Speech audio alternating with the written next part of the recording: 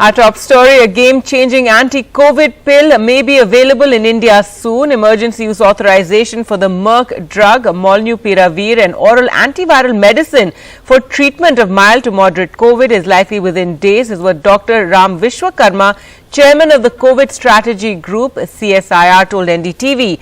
The medicine is meant for adults who are at risk for progressing to severe COVID or hospitalization. Another pill from Pfizer, Paxlovid, may take some more time, is what he said. So just what are these new pills that are called game changers? Vishnu Shom explains. The next big breakthrough in the fight against COVID is here, and India has a chance to be among the first nations in the world to manufacture or import billions of doses of a series of new antiviral pills, which are without a doubt the biggest game changers the world has seen in the fight against COVID since the first vaccines were out. Missing the boat on this opportunity will prove costly in protecting more than 1 billion plus Indians. Remember, India was slow to order and roll out the vaccines. The human cost was then seen during the second wave. Now, we just cannot be slow in any rollout of the new antiviral pills. So what exactly are we talking about? Well, in the last couple of weeks, Pfizer and Merck have developed Paxlovid and Molnupiravir respectively, two pills that have shown extremely high efficacy in anti-COVID therapy. On the 5th of November, Pfizer has said that Paxlovid cut hospitalization rates by nearly 90%. Merck has reported that its pill Molnupiravir cut rates of hospitalization and death by 50% if treatment was given within 5 days of onset. Both pills are given for 5 days. Pfizer's regimen, 3 pills in the morning, 3 at night. Merck's regimen, 4 times in the morning, 4 times at night. Now, Pfizer's drug is in a class of medicines called protease inhibitors. That blocks an enzyme that coronavirus needs to multiply. Merck's pill, different science. It's called a nucleoside analog. That introduces errors into the genetic code of the virus, which makes it tough for the COVID virus to evolve. Which brings us to cost, because the science in both cases is really impressive. And impressive science costs. Well, the US government doesn't seem to be bothered because they've already secured millions of doses of Pfizer and Merck in deals worth billions. It is expensive in America at about $700 per course, or more than 52,000 rupees. But don't go away. The situation in India very different, most likely. Before I come to that, the United Kingdom. Now, they've already secured 250,000 courses of the Pfizer drug, price not known. The World Health Organization, in a program, aims to get the drugs for as little as $10 per course eventually. And here's the good news for India, we hope. Merck has entered into non-exclusive voluntary licensing agreements with established Indian generic makers, all recognized by the WHO, Cipla, Dr. Reddy's, Emcure, Hetero Labs, and Sun Pharmaceutical Industries, which means the drug could be in India at a significantly subsidized cost, perhaps even a few thousand rupees.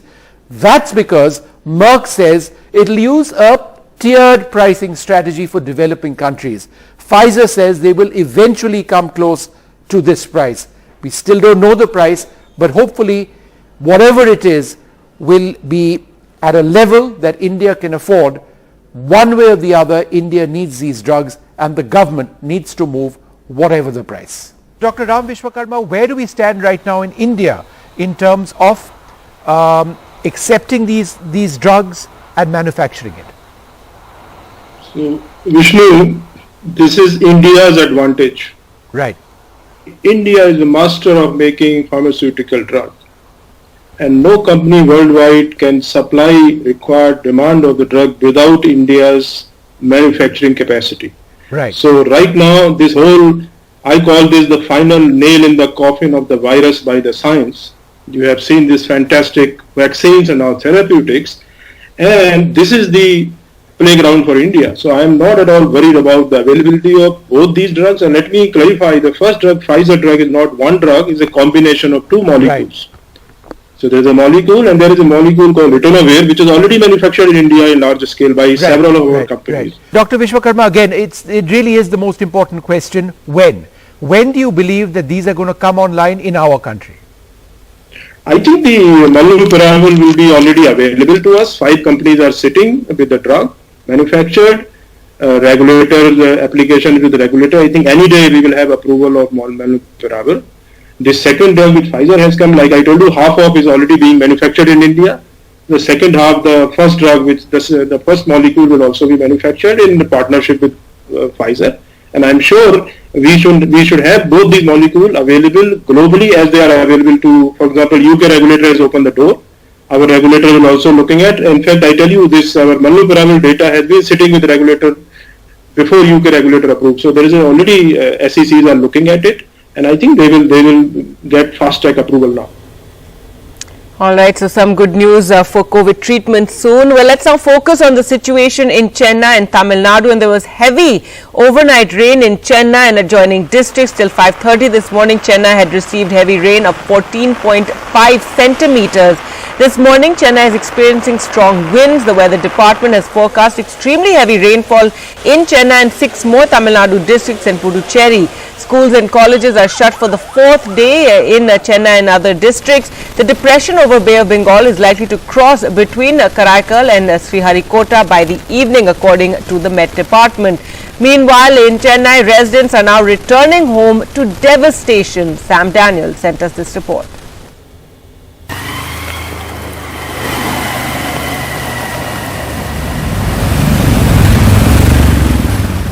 It's a mess inside Ebenezer's house as he returns to check 3 days after Sunday's 21 centimeters rain flooded his home at Chennai's Periyar Nagar in MK Stalin's Kulathur constituency. It's a repeat of the 2015 flooding. Water, he says, stayed for 3 days. Every government, turns a deaf ear to us. This new government should do something for us. We are a citizen, we are a citizen, tax-paying citizens. The rainfall in the city is already up by 52% of the average, 38 centimeters versus 25. The low-lying neighborhood is in knee-deep waters. Developed 30 years ago, these settlements stand on the catchment area of a few lakes. So during the monsoon, waters just don't have anywhere to go, flooding streets and roads. The stormwater drains just crash. Because we all learn from mistakes, right? But 30 years seems to be a bit longer time to learn from the mistakes, right? Let's not go back to the past, right? Because we know why it has happened. We just need to see how it could be solved at this point of time. Because I can't bring the water body now. After 2015 floods, 5,000 crore has been pumped in to build stormwater drains, many funded by the Smart City project. Chief Minister M.K. Stalin blames the previous AIADMK regime of a shoddy job as it was in power for 6 years after the 2015 disaster. லஞ்சம் வாங்கிட்டு ஊழல் வாங்கிட்டு commission வாங்கிட்டு அரைகுறையாக பண்ணியிருக்கிறாங்க. அதனால தான் இந்த சேதமே ஸ்ரீநகரில் ஏற்பட்டிருக்கும். 75-50% பண்ணியிருக்கிறோம். இன்னும் பண்ண வேண்டிய 50% பண்ணி வேலை இருக்கு. அது நம்ம இந்த மழை காலம் முடிஞ்ச பிறகு அதையும் பண்ணி நிரந்தரமாக சேதாரம் இல்லாத சென்னையாக மாற்றுவோம். The Chennai Corporation says stormwater drains have not been designed for very heavy rainfall, but for average annual rains. Call it corruption or otherwise, the existing system crashing when it matters most certainly raises serious questions on the design and engineering competence of the local body. At Periyar Nagar in Chennai with Suresh, Sam Daniel, Find the TV. Well, let's go across to Sam now, who joins us on the phone line. And Sam, what is the situation this morning? There was heavy overnight rain. More rain is forecast for today, but hopefully by the evening there will be respite. That's right, Gargi. From last night, Chennai has been receiving quite heavy rainfall. Till 5:30 this morning, the Met Office says Chennai has received 15 centimeters rain. And as we speak now, we are hearing reports of fresh inundations, this time in the southern parts of Chennai. Places like Velachery, Adyar, on the way to airports and areas like this. And authorities say they are fully prepared. They have deployed more than 500 heavy-duty water pumps to flush out water. In terms of the forecast, Gargi, the Met has said that depression over the Bay of Bengal will cross between Sriharikota and Karaikal this evening. Until then, they have given a forecast of very heavy rainfall and even extremely heavy rainfall in some pockets, including Chennai and at least a dozen districts in Tamil Nadu and neighbouring Puducherry. And across Tamil Nadu, more than 1,800 people have been moved to relief centres, and the government has appealed to people not to come outside, to stay indoors with adequate stock of water and medicine in particular, and to keep their devices charged in terms of communication. In Chennai, authorities say they have deployed more than 50 boats, so if there is inundation in those areas, they'll be able to deploy boats to rescue people, to evacuate them or to move them to safe locations. They've also activated or kept ready more than 100 relief centres across the city.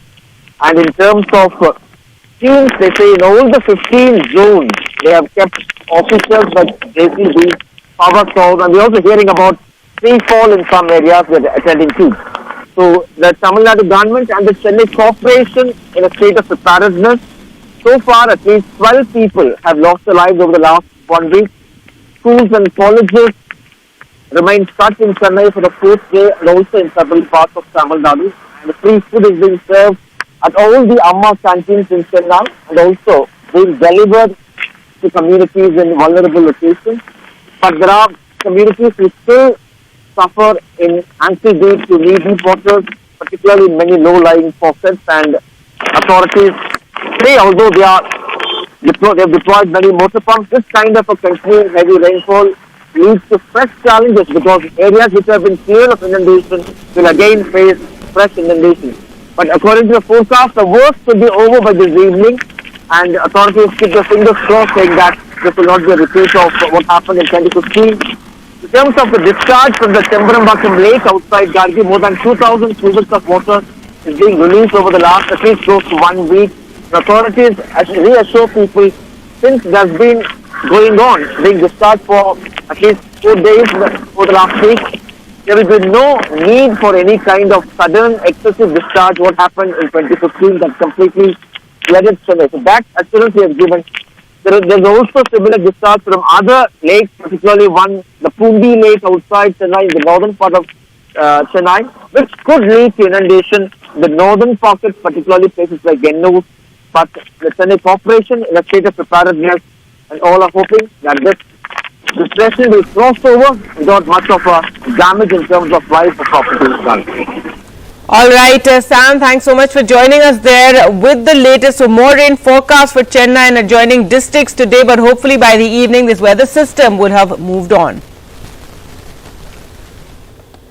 Now today is the final day of Chhath Puja, with prayers being offered from early this morning across several states in the north. Chhath Puja is celebrated to deify and pray to the sun. It's celebrated across a span of 4 days, primarily in the states of Bihar, Jharkhand, Odisha, West Bengal and UP. In Delhi as well, Chhath Puja prayers being offered at the Yamuna, which has been in focus because of the toxic foam seen on the surface of the river, and it's the same this morning as well.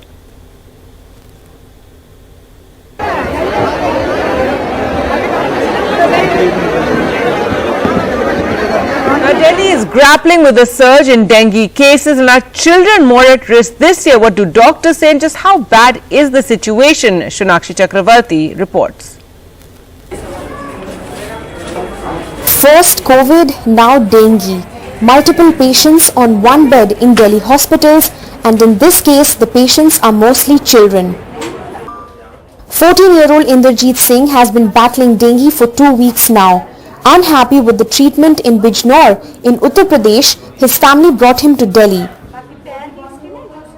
Doctors मतलब charge इतना करते हैं वहाँ पे ना, एक दिन में 10-10 हज़ार रुपये चार्ज किया उन्होंने, लेकिन ट्रीटमेंट उन्होंने वो दिया नहीं जो चाहिए बच्चे को। हम यहाँ पे 8 तारीख को ले गए थे बच्चे को। एक तो गरीब इंसान अफोर्ड नहीं कर पाता है व्हीकल को। 45-year-old Kanti is waiting on the footpath at Delhi Safdarjung Hospital, waiting to hear about her son who is inside along with many other dengue patients. बोले डॉक्टर कितनी प्लेटलेट्स हो गए? प्लेट जब जिस टाइम हम लाए थे डॉक्टर साहब तो जब तो 18,000 थी, अब 8,000 बता रहे हैं। बेटा मेरा बच्चा ऐसे सीरियस हालत में तो घबराहट तो होती है, क्या करें। कोई बात। Doctors say they are seeing a 3-fold increase in dengue among children this year. How many fold it has increased children, dengue children patients? Although it is difficult to say, but I think 2 to 3 times patient are admitted of dengue cases. So last year it was nearly 30%, 30-40%? Now it is 70 to 80%. Not just an increase in admissions, doctors are pointing at multiple organ failure. बच्चों में तो हमारा almost 80% occupied है इस वक्त dengue से, serious condition बच्चे हैं। ये हो रहा है कि इस बार जो पेशेंट्स हैं वो मल्टी ऑर्गन फेलियर के साथ आ रहे हैं। As per Delhi health officials, the city has logged over 2,700 dengue cases so far this year, of which 9 have died, 6 of them children. Doctors we spoke to told us that this year they are seeing a threefold increase in dengue admissions in children alone. Hospital beds are running at full capacity with at least 2 to 3 patients on it amid this massive dengue outbreak. In Delhi, with Saurabh Shukla and Prem Singh, Shunakshi Chakravarti, NDTV. Welcome back. Rajasthan Chief Minister Ashok Gehlot met the party's central leaders in Delhi on Wednesday to discuss the long-pending issue of accommodating supporters of Sachin Pilot into the state cabinet. Sources said the Congress High Command is keen that the reshuffle take place immediately and supporters of Mr. Pilot are accommodated. Priyanka Gandhi Vadra, Congress General Secretary KC Venugopal and party in charge for Rajasthan, Ajay Makan, were present at the meeting in Rahul Gandhi's residence. Mr. Gandhi, however, did not attend the meeting. Sources say the discussion involved cabinet reshuffle and appointments in state corporations, which Mr. Gehlot has been delaying for over a year. Accommodating Mr. Pilot supporters in the cabinet was seen as part of the peace formula worked out by Priyanka Gandhi Vadra last year when the Pilot faction was on the warpath.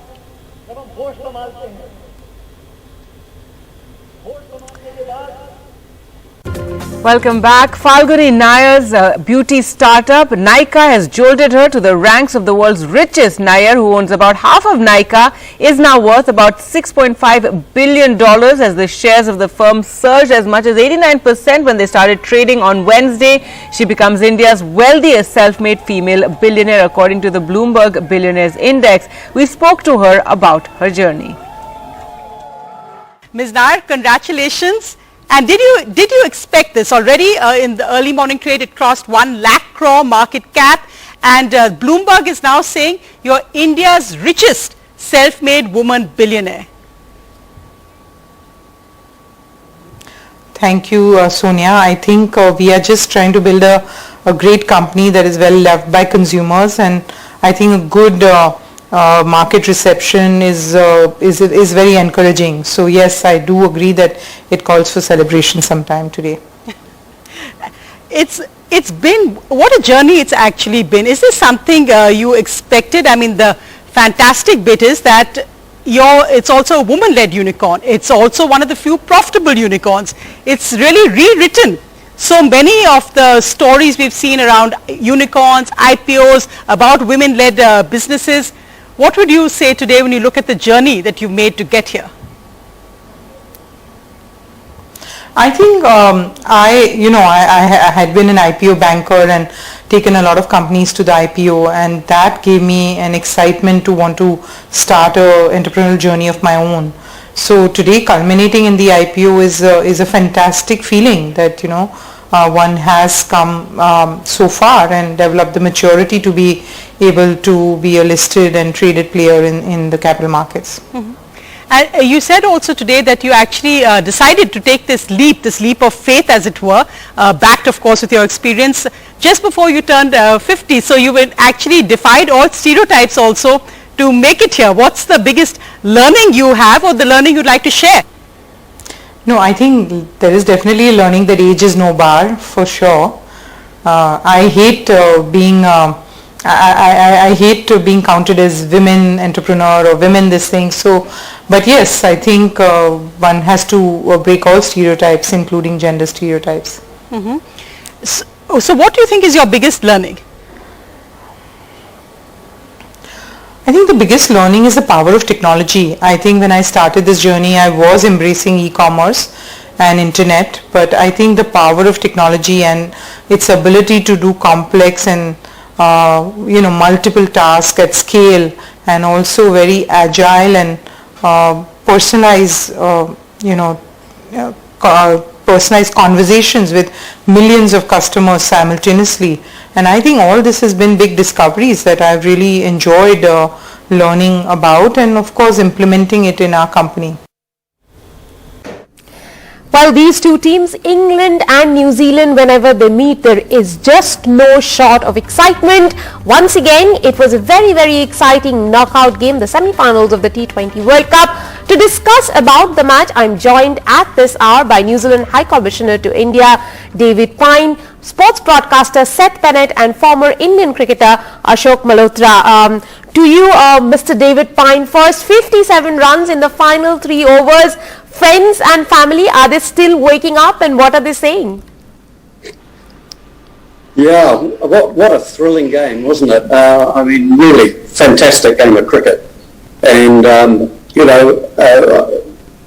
watching it, I kind of felt New Zealand was a bit behind most of the way, and then they just did enough to hang in there and exploded at the end. So it was a fantastic game. I thought England batted beautifully, and we sort of saw how hard the conditions were. I think when New Zealand batted, and I think England had batted really well to get that score. Seth, till about 16th over, the predictor said England's win percentage was 15%. Did you think that 2 overs could change the game completely? Well, it's one of the things that we've talked about on this show is the fact that England were missing players and key players as well. Tamal Mills would have had 2 of those overs at the end.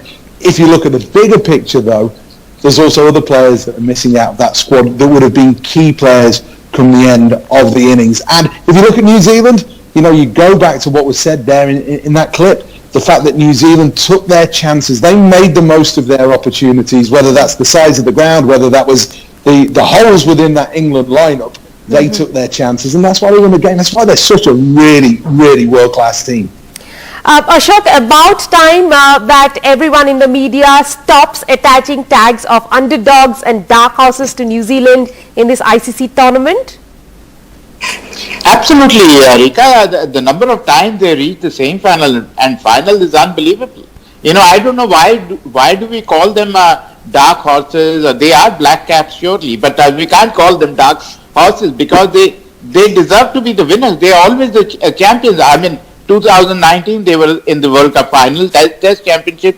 They are the winners. So now they are in T20 World Cup finals. So how can they be called underdog? You can take them lightly at your own peril. You cannot hope to take them lightly because they might not have a superstar in the team, but the team is a superstar. Every man fights till the end.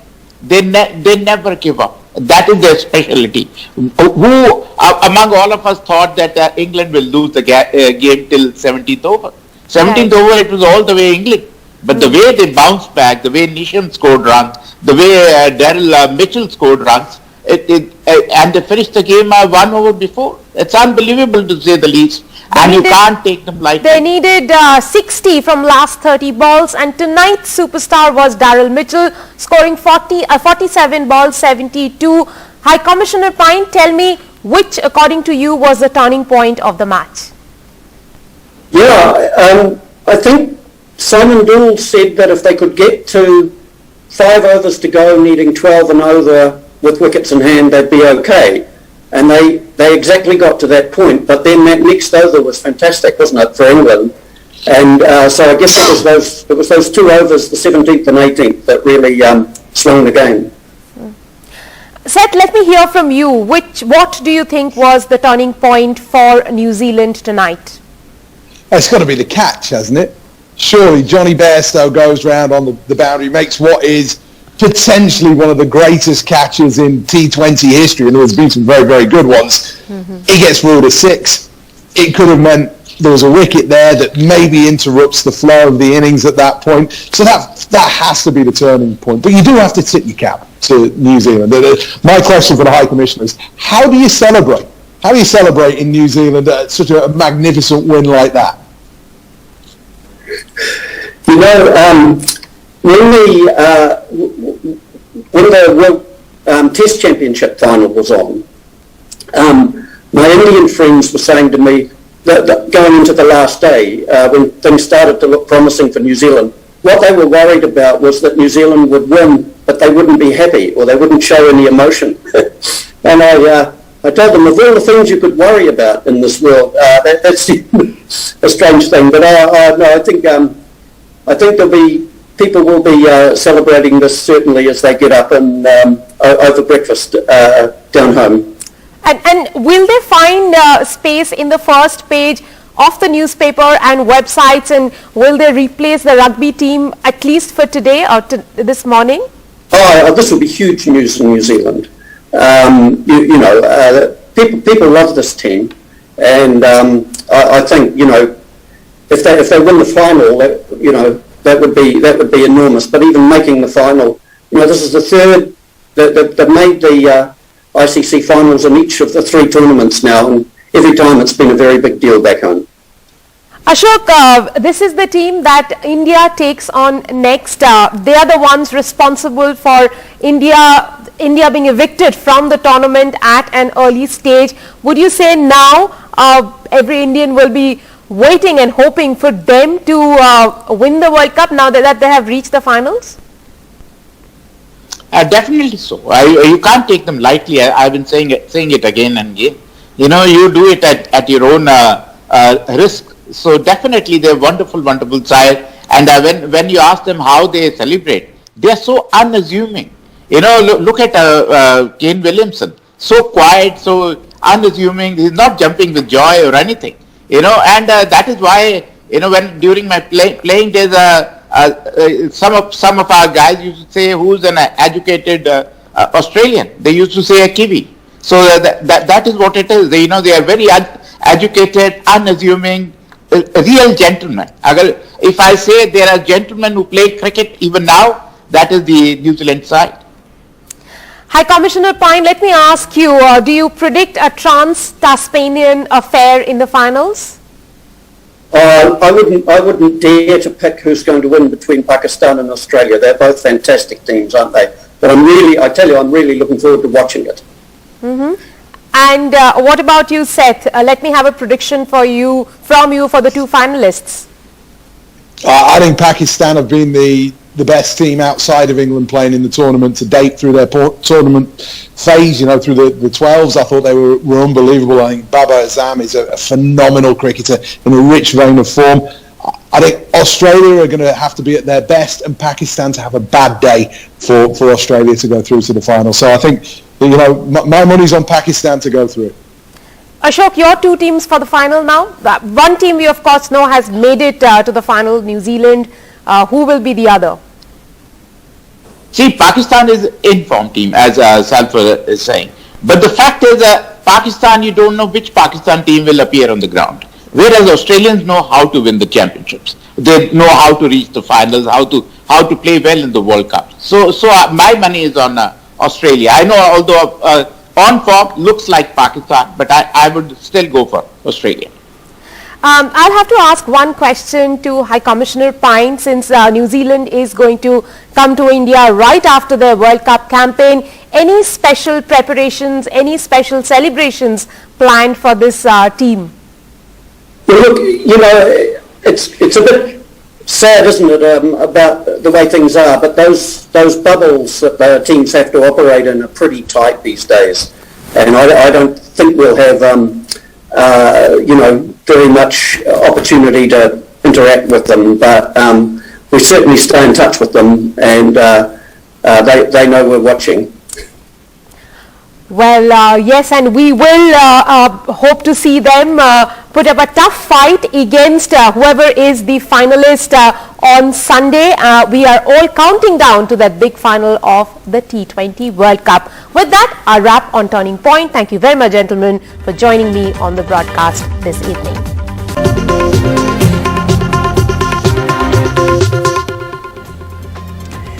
Hello and welcome. You're watching Good Morning India. I'm Gargi Raut. Our top story, the situation in Chennai and Tamil Nadu. Now, there's been heavy overnight rain in Chennai and adjoining districts till 5:30 this morning.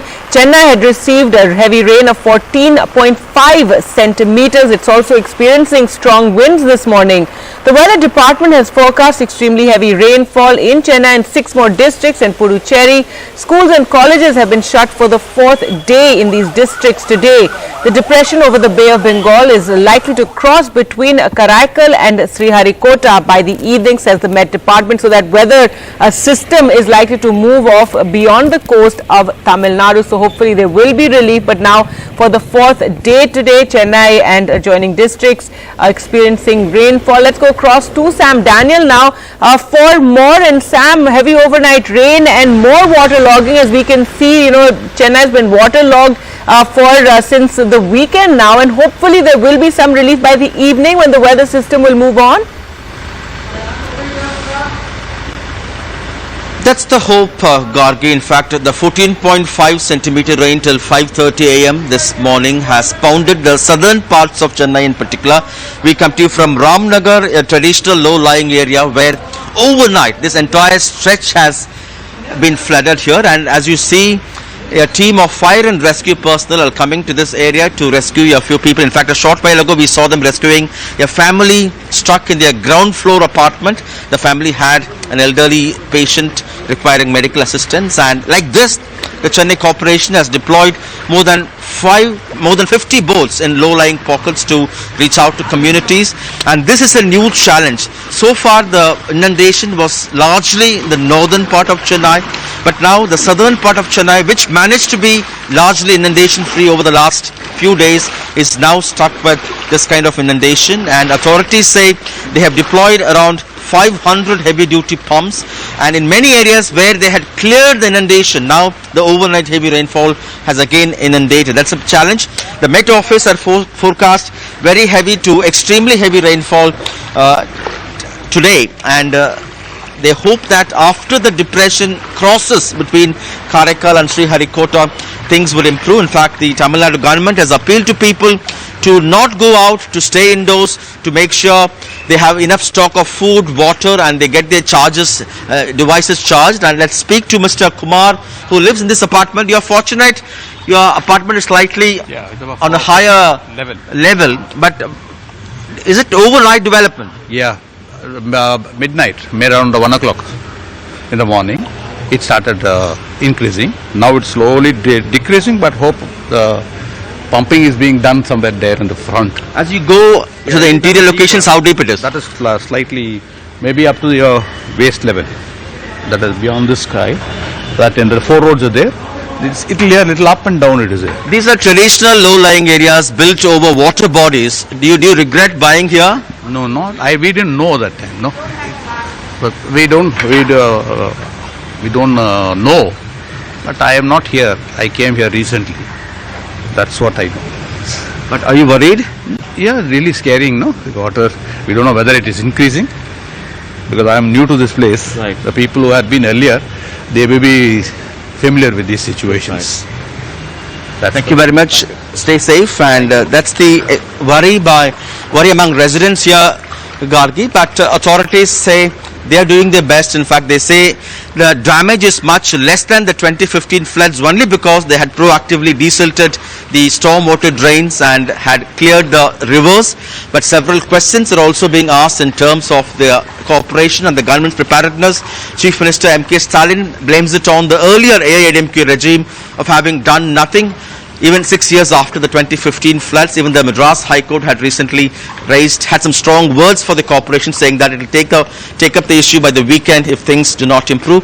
Authorities say hopefully by the end of this day, once the depression crosses as forecast by the Met, things could improve, but everyone is keeping their fingers crossed. For the 4th day, schools and colleges remain shut in Chennai and several districts across Tamil Nadu. Nagapattinam in particular, yesterday alone it had received more than 20 centimeters rain, and all hoping that things would end and this will not be a repeat of the 2015 floods. Lastly, in terms of the discharge, there's again worry among people. Already around 2,000 cusecs of water is being released from the Chambarambakam lake. In fact, in 2015 it was the deluge, the sudden excessive discharge from that lake that had led to the entire city being flooded. Authorities reassured this time that the discharge has been quite gradual over the last 4 days, and there would be no need for that kind of a sudden excessive discharge at all. In that sense, they've reassured people. Lastly, The government is providing free food at all Amma canteens. The Chennai Corporation is also delivering food to communities living in low-lying pockets. To get a sense of how Chennai is, especially yesterday on day 3 after that city was pounded by 21 centimeters of rain, here is a ground report what we filed last night.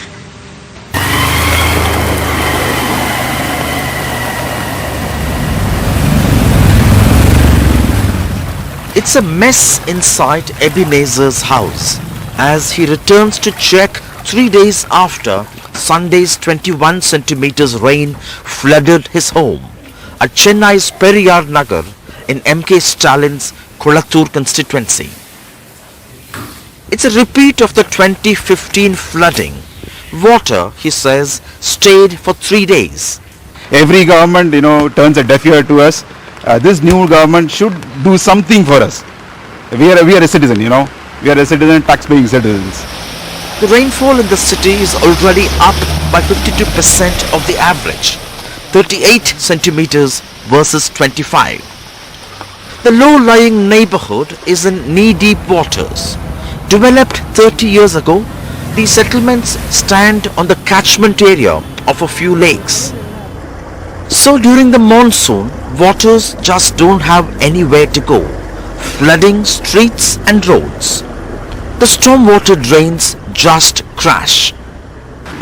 Because we all learn from mistakes, right? But 30 years seems to be a bit longer time to learn from the mistakes, right? Let's not go back to the past, right? Because we know why it has happened. We just need to see how it could be solved at this point of time, because I can't bring the water body now. After 2015 floods, 5,000 crore has been pumped in to build stormwater drains, many funded by the Smart City project. Chief Minister M.K. Stalin blames the previous AIADMK regime of a shoddy job as it was in power for 6 years after the 2015 disaster. லஞ்சம் வாங்கிட்டு ஊழல் வாங்கிட்டு commission வாங்கிட்டு அரைகுறையா பண்ணியிருக்கிறாங்க. அதனால தான் இந்த சேதமே ஸ்ரீநகரில் ஏற்பட்டிருக்கும். 75-50% பண்ணியிருக்கிறோம். இன்னும் பண்ண வேண்டிய 50% பண்ணி வேலை இருக்கு. அது நம்ம இந்த மழை காலம் முடிஞ்ச பிறகு அதையும் பண்ணி நிரந்தரமா சேதாரம் இல்லாத தண்ணியா மாற்றுவோம். The Chennai Corporation says stormwater drains have not been designed for very heavy rainfall, but for average annual rains. Call it corruption or otherwise, the existing system crashing when it matters most certainly raises serious questions on the design and engineering competence of the local body. At Periyar Nagar in Chennai with Suresh, Sam Daniel, Find TV. And the Chennai Corporation Commissioner has appealed to everyone in the city to stay indoors. Number one, people should not go out in the rains, say today afternoon onwards. Better to avoid when it's raining heavily. People should not go out. It will cause traffic problems all over. Though we have barricaded all our stormwater drains, etc. But still, rains can damage the roads. We do not want any mishaps. 1. 2. People should keep their food stocks ready. Vegetables, rice, food should be ready for next 2 to 3 days till it's raining. Just because we want people avoiding to go on the road, keep your food ready in the house. Keep adequate water supply, boiled water ready with you. Keep your cell phone charges charged up, chargers, power battery with you, because TANGEDCO might switch off the current supply to avoid electrocution. So people should not be having loss of communication in this regard. And the final thing, those who need medicines should always keep their medicine supply ready with them, so that they do not have to go out in the medical shops at a time of.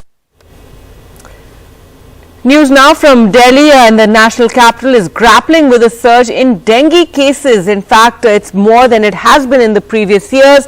And are children more at risk this year? And what do doctors say? Just how bad is the situation? Shunakshi Chakravarti reports. First COVID, now dengue. Multiple patients on one bed in Delhi hospitals, and in this case, the patients are mostly children. 14-year-old Inderjeet Singh has been battling dengue for 2 weeks now. Unhappy with the treatment in Bijnor in Uttar Pradesh, his family brought him to Delhi. Doctors मतलब charge इतना करते हैं वहाँ पे ना, एक दिन में 10-10 हज़ार रुपये चार्ज किया उन्होंने, लेकिन ट्रीटमेंट उन्होंने वो दिया नहीं जो चाहिए बच्चे को. हम यहाँ पे 8 तारीख को लेके आए थे बच्चे को. एक तो गरीब इंसान अफोर्ड नहीं कर पाता है व्हीकल को। 45-year-old Kanti is waiting on the footpath at Delhi Safdarjung Hospital, waiting to hear about her son who is inside along with many other dengue patients. बोला डॉक्टर कितने प्लेटलेट्स हो गए? प्लेट जब जिस टाइम हम लाए थे डॉक्टर साहब तो जब तो 18,000 थी, अब 8,000 बता रहे हैं। बेटा मेरा बच्चा ऐसे सीरियस हालत में तो घबराहट तो होती है, क्या करें। कोई बात। Doctors say they are seeing a threefold increase in dengue among children this year. Times how many fold it has increased children, dengue children patients?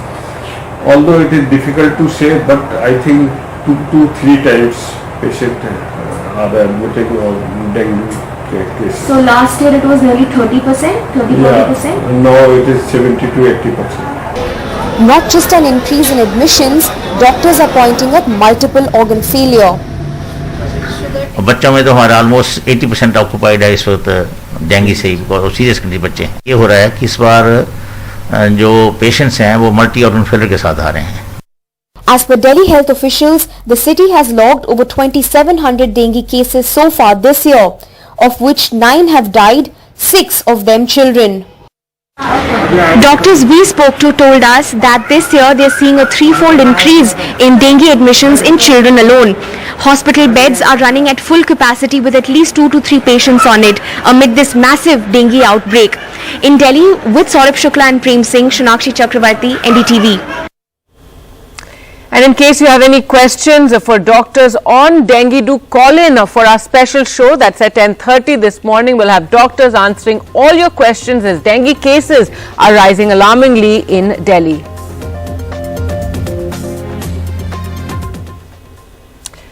Now, game-changing anti-COVID pills may soon be available in India. Emergency use authorization for the Merck drug Molnupiravir, an oral antiviral medicine for the treatment of mild to moderate COVID, is likely within days, is what Dr. Ram Vishwakarma, chairman of the COVID strategy group CSIR, told NDTV. The medicine is meant for adults who are at risk of progressing to severe COVID or hospitalization. Another pill from Pfizer, Paxlovid, may take some more time, he added. So just what are these pills? Vishwashom explains. The next big breakthrough in the fight against COVID is here, and India has a chance to be among the first nations in the world to manufacture or import billions of doses of a series of new antiviral pills, which are without a doubt the biggest game changers the world has seen in the fight against COVID since the first vaccines were out. Missing the boat on this opportunity will prove costly in protecting more than 1 billion plus Indians. Remember, India was slow to order and roll out the vaccines. The human cost was then seen during the second wave. Now, we just cannot be slow in any rollout of the new antiviral pills. So what exactly are we talking about? Well, in the last couple of weeks, Pfizer and Merck have developed Paxlovid and Molnupiravir respectively, 2 pills that have shown extremely high efficacy in anti-COVID therapy. On the 5th of November, Pfizer has said that Paxlovid cut hospitalization rates by nearly 90%. Merck has reported that its pill Molnupiravir cut rates of hospitalization and death by 50% if treatment was given within 5 days of onset. Both pills are given for 5 days. Pfizer's regimen, 3 pills in the morning, 3 at night. Merck's regimen, 4 times in the morning, 4 times at night. Now, Pfizer's drug is in a class of medicines called protease inhibitors. That blocks an enzyme that coronavirus needs to multiply. Merck's pill, different science. It's called a nucleoside analog. That introduces errors into the genetic code of the virus, which makes it tough for the COVID virus to evolve. Which brings us to cost, because the science in both cases is really impressive. And impressive science costs. Well, the US government doesn't seem to be bothered because they've already secured millions of doses of Pfizer and Merck in deals worth billions. It is expensive in America at about $700 per course, or more than 52,000 rupees. But don't go away. The situation in India very different, most likely. Before I come to that, the United Kingdom. Now, they've already secured 250,000 courses of the Pfizer drug, price not known. The World Health Organization, in a program, aims to get the drugs for as little as $10 per course eventually. And here's the good news for India, we hope. Merck has entered into non-exclusive voluntary licensing agreements with established Indian generic makers, all recognized by the WHO, Cipla, Dr. Reddy's, Emcure, Hetero Labs and Sun Pharmaceutical Industries, which means the drug could be in India at a significantly subsidized cost, perhaps even a few thousand rupees. That's because Merck says it'll use a tiered pricing strategy for developing countries. Pfizer says they will eventually come close to this price. We still don't know the price, but hopefully whatever it is will be at a level that India can afford. One way or the other, India needs these drugs and the government needs to move whatever the price. Dr. Ram Vishwakarma, where do we stand right now in India in terms of accepting these drugs and manufacturing it? So, Vishnu, this is India's advantage. Right. India is a master of making pharmaceutical drugs, and no company worldwide can supply required demand of the drug without India's manufacturing capacity. Right. So right now, this whole, I call this the final nail in the coffin of the virus by the science. You have seen this fantastic vaccines and all therapeutics, and this is the playground for India. So I am not at all worried about the availability of both these drugs. And let me clarify, the first drug, Pfizer drug, is not one drug, it's a combination of two molecules. Right. So there is a molecule and there is a molecule called ritonavir, which is already manufactured in India in large scale by several of our companies. Right. Dr. Vishwakarma, again, it really is the most important question. When do you believe that these are going to come online in our country? I think the molnupiravir will be already available to us. 5 companies are sitting with the drug manufactured, regulator application with the regulator. I think any day we will have approval of molnupiravir. The second drug which Pfizer has come, like I told you, half of is already being manufactured in India.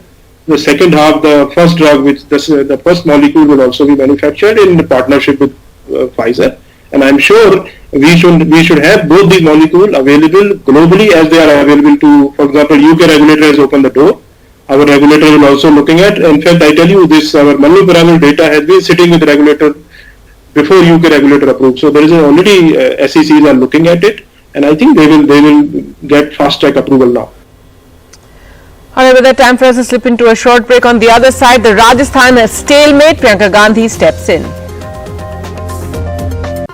Welcome back. Rajasthan Chief Minister Ashok Gehlot met with party's central leaders in Delhi on Wednesday to discuss the long pending issue of accommodating supporters of Sachin Pilot into the state cabinet. Sources say the Congress High Command is keen the reshuffle take place and supporters are accommodated. Priyanka Gandhi Vadra, Congress General Secretary KC Venugopal and party in charge for Rajasthan Ajay Maken were all present at the meeting that took place in Rahul Gandhi's residence. However, he did not attend the meeting. Accommodating Mr. Pilot supporters in the cabinet was seen as part of the peace formula that had been worked out by Priyanka Gandhi Vadra last year when Pilot faction was on the warpath.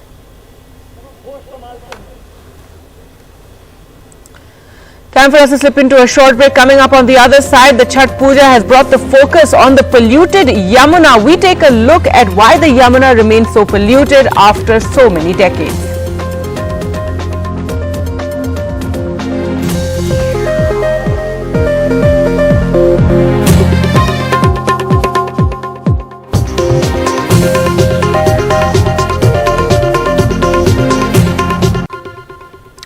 Welcome back. Now today is the final day of Chhath Puja. Prayers are being offered from early this morning across several states and in Delhi as well. In fact, in Delhi, Chhath Puja prayers over the last couple of days have really put the focus onto the Yamuna river and the toxic foam that we see floating on top of the river. There you can see even in this, in these visuals, you can see that white foam floating on top of the Yamuna. This has really led to a lot of outrage, but this is not a recent problem. It's not a problem of the last few days, but a perennial problem that we've seen with a very polluted Yamuna in the national capital.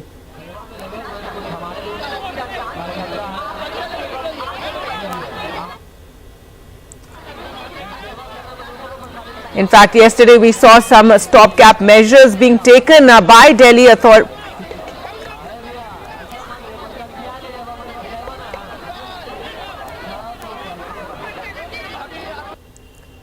In fact, yesterday stopgap measures were taken with the water being sprayed on the foam in the Yamuna, and you also saw boats on the Yamuna trying to dissipate the foam that was seen on top. Barricades were also made so that devotees would not have to actually take a dip right there in the foamy water. And this morning as well, see these visuals of the foam on the Yamuna. So the pollution in the Yamuna really coming into focus. This is because of a high ammonia levels, high phosphate levels in the Yamuna that is leading to this high pollution level and foam on top of the Yamuna. Well, to talk more about this, we are now joined by Dipender Kapoor, Senior Water and Sanitation Expert, former Head WaterAid India, Meena Sehgal, Senior Fellow Environment and Health at TERI, and Manohar Khushalani, former Director, National Water Academy. All right, joining us for more. Thank you so much for joining us. And Dipender Kapoor, first to you. And if we talk about the Yamuna, pollution problem, now it's become this political blame game. You have the BJP blaming the AAP is blaming BJP. But for people to understand better, it's not about cleaning the Yamuna river. The issue is really the pollution that we put into the Yamuna, isn't it? Yes, it's both the pollution that we put into Yamuna in terms of our untreated sewage. It's also the reduced base flows. The Yamuna is a dry river actually. So all the water, if it is impounded before Delhi, it enters Delhi. And then you pump in about 800 million gallons per day of virtually poorly treated, one could say, sewage.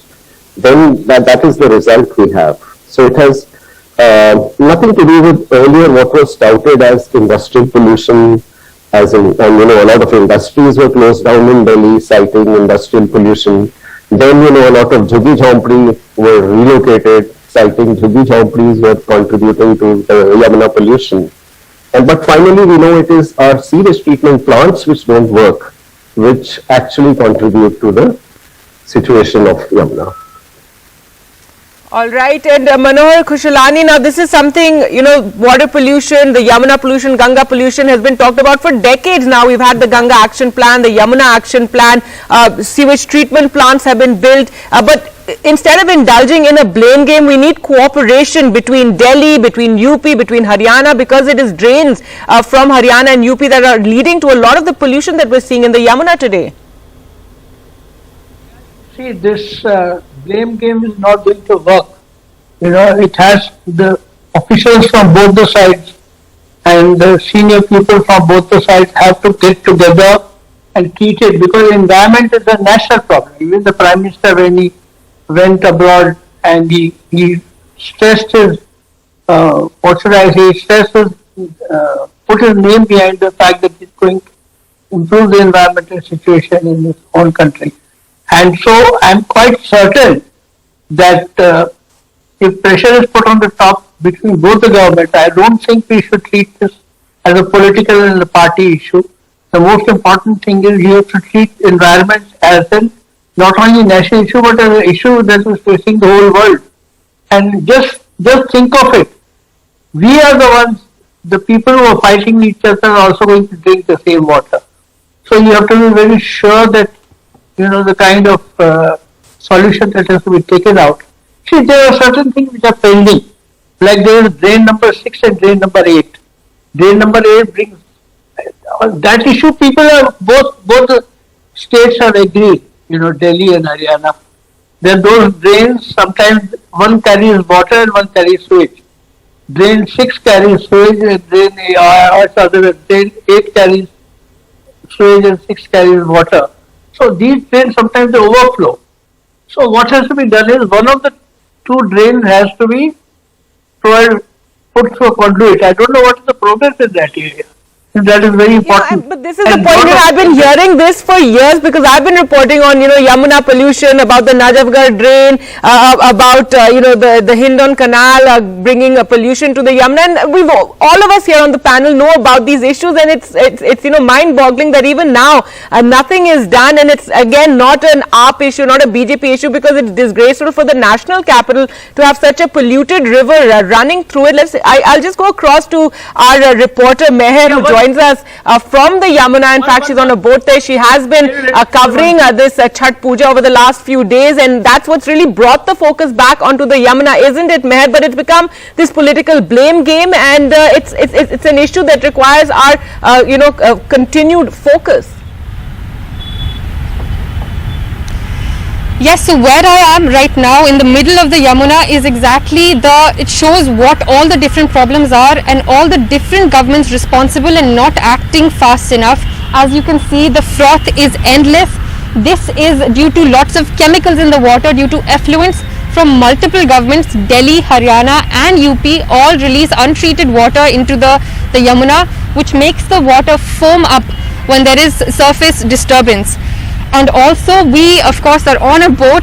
We saw the fishermen bring in a net, and as you can see there are more pollutants. There is more dirt, more plastic bags, more literal dirt than any fish, and this is their situation every single day. It really shows all of the different problems right here on the Yamuna. Of course, air pollution is just as bad. Right there is Noida, and right here is Delhi, and the smog, you can also see there is a haze, and of course this is the morning time, but the haze is throughout the day. We were here yesterday as well in the afternoon, evening, throughout that time there is a haze across this area.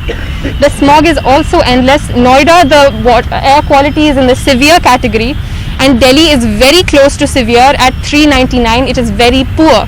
There has been very slow improvement in Delhi's air quality, and right here is the linchpin of all of the issues with pollution, air pollution, water pollution. Of course, the water is really bad. We've taken a sample of this water to see exactly what the pollutants are, but we know that there are phosphates, surfactants, detergents from the industries nearby that release untreated water, and it has become a site of a political blame game. The BJP has taken photo ops here, taking photos and videos with this froth, saying the Delhi government isn't acting enough. The Delhi government is saying the UP and Haryana governments are not acting enough. But of course, the people paying the highest cost of all of the inaction and blame game are the people who are praying here, and also the people who rely on the Yamuna for their livelihood. They are not being able to catch enough fish in a day. Their fish is also dying before they are able to get it out of the water. Their nets are full of dirt and pollution, and they are breathing in toxic fumes from the water and of course the air as well. All right, so it really shows all of the different things going wrong and all of the inaction. Right, a blame game, and it's our health that's suffering. Meena Sehgal, in fact, Yamuna water is supplied to some areas, and that has been affected over the last couple of days because of the high ammonia content in the Yamuna river. So this is something that's directly impacting the health also of citizens. Yes, ma'am. Thanks for inviting me. The heavy metals, the surfactants, the PFAS, which is really responsible for some of these foam pieces that you see. They hurt human health in a big way. We should be monitoring the quality of water throughout. It's just during cooler parts of the year that these foam particles are formed, and they affect our health, the liver, kidney, lungs, brain, even birth weight of the children of communities living in the floodplains of Yamuna would get affected. We've had conducted studies before COVID and during COVID, and we found that levels drastically dropped during the month of May last year.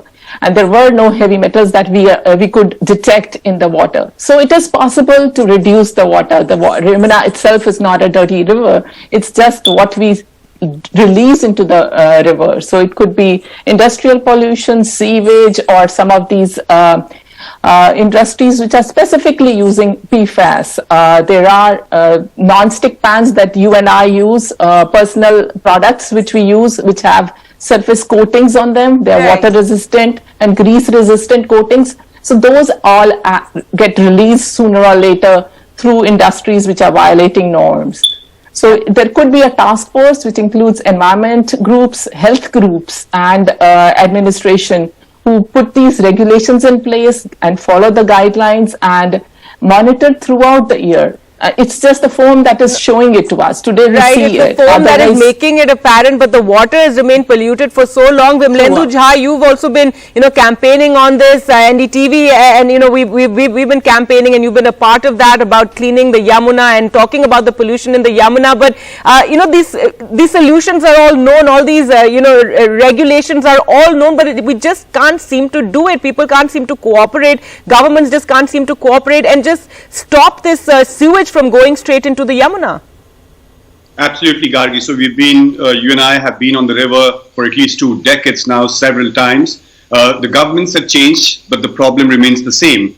And that is because it's a shared problem between states. And right now, what we're actually seeing for the first time in my 2 decades of work on Yamuna, for the first time I'm actually seeing, rather than actually acknowledging that there is a problem, we actually put the blame on the other. It's very, very important for all of us to understand that if Delhi's contribution is 800 mgd, only 150 is coming from Haryana and Uttar Pradesh. So for all of us to understand that 150 is bigger than 650 is a great disservice to Yamuna cleaning. It's very, very important that Delhi government also realizes its duty, its accountability, its responsibility to clean Yamuna. 80% of Yamuna's pollution actually happens in this 22-kilometer stretch. I think all this change will only happen when there is a political, urgency or a will, or similarly, the bureaucratic will or urgency in that sense. There's no water in the river.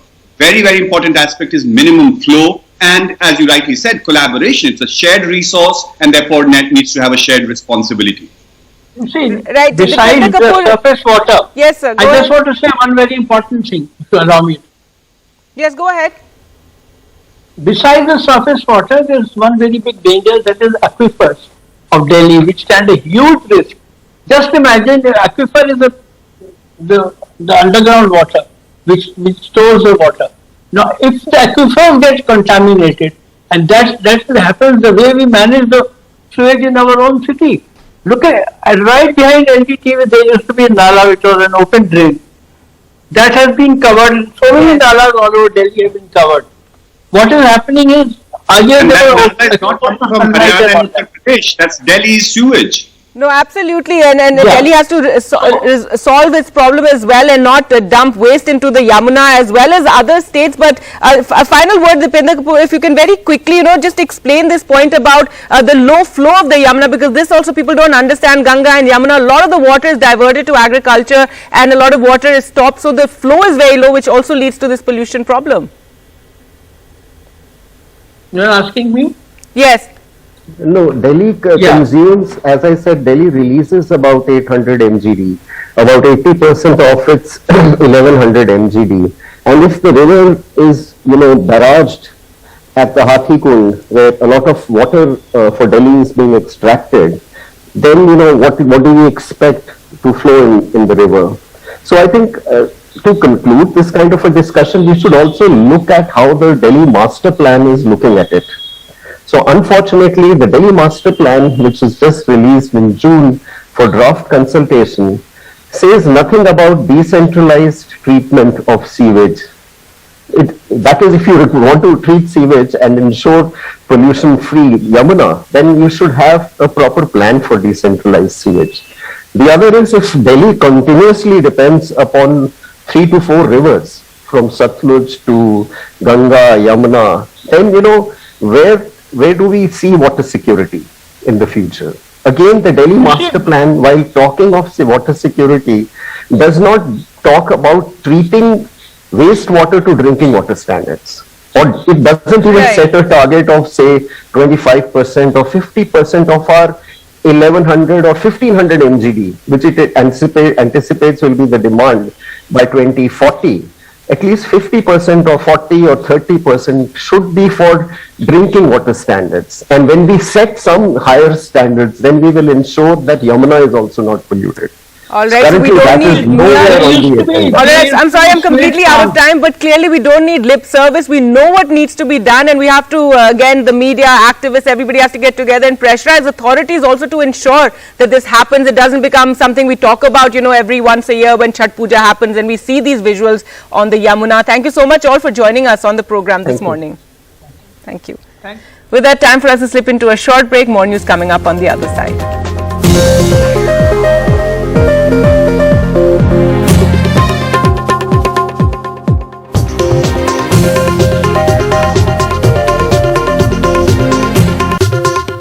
Welcome back. Climate change, now being termed as climate crisis, has been affecting people across the globe. Our colleague Radhika Iyer spoke to Archana Soreng, a young climate activist, also a member of a UN General Secretary's advisory group on how indigenous people must be made a part of the solution. Here's a special report from Scotland as part of our campaign NDTV Dettol Banega Swasth India.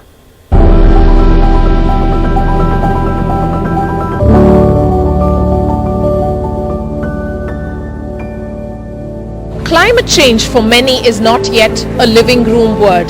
Climate change for people living in urban cities, it seems, is changing from plastic cups to paper cups, and that, they believe, is great change. It is, nevertheless. But then there are some people who do this on an everyday basis as part of their lifestyle. Tell me what your community does on a daily basis, which is part of your daily lifestyle and making a huge impact. We have been using the toothpicks of the trees as brush, and which we call in our place datun. So I think this is an alternative to the plastic toothbrush, which we now see is a major problem in terms of plastic pollution. Also, when we had brush, now we need to eat. So if we see the food also, we get it from the forest, the sustainable food, which is non-polluted food. You know how we talk about food safety, so it's again an eco-friendly way of living, of sustainable agriculture and farming. And then when we have also food, I would like to say that, you know, my grandfather and my ancestors use pumpkin and bottle gourd as water bottles. Now it's like, how do we use that? So it's like the pumpkin and the bottle gourd have the cylindrical shape, and the inside pulp can be eaten as vegetable, but the outside skull can also be dried and carried during agriculture practices as water bottles. So it is also an alternative to plastic pollution. And another thing, when I said about food, it's also how do we eat food? We make plates. So we have been engaging in making leaf plates, leaf cutlery. Along with that, it's not only plastic pollution, but we indigenous communities on daily basis go to forest, see whether any outsiders are coming to the forest to harm the forest. I have been also working with communities from Nayagarh district of Odisha, where since 30 to 40 years women have been practicing the Thenga Pali practices, and there was time when the land and forest was deforestation, but now because of these practices there has been rejuvenation of the forest, there has been no soil erosion, and there has been a lot of animals and different species in the forest. So we have been talking a lot, not only in COP26 but this climate arena, about nature-based solutions. Yes. And I feel it's really important to emphasize, being an indigenous woman, that no nature-based solution without indigenous people. Nature-based solution has to be there with the support of indigenous people, and we need to be an integral part.